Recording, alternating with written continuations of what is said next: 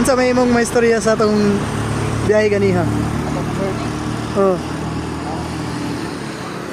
for me is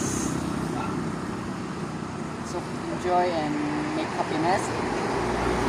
Even it's hard. For me, I'm so tired for grabbing jogging gikan sa Manolo, padulong sa Dalirig. Then, I'm happy because God provided sa atong masakyan gikan sa Dalirig to Kisolon. And also, sa niya nakasakay tagbalik sa Kisolon to Balay-Balay. Then I'm happy to nakatuntog ta dari sa Pilgrim Fundamental Baptist Church. Dili na diha. Dari atong nabdan dari nga Pastor Dan ay kamiting so meron na kami sa kawas but also nga may gani nga nay ni ate man sa tuwang mama ni Ate Gagang na gipakaon ta diri kay wala ta kadalag bugas so Napabuhi ra mi diri.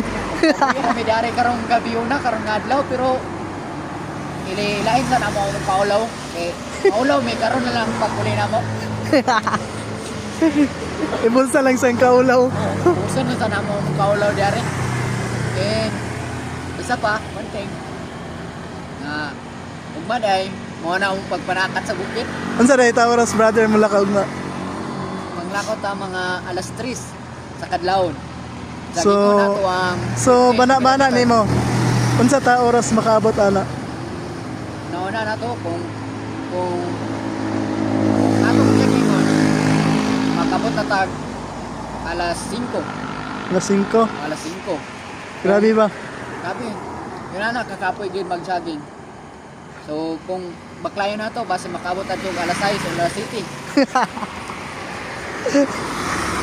So isar gid ako maingon sa inyo mo.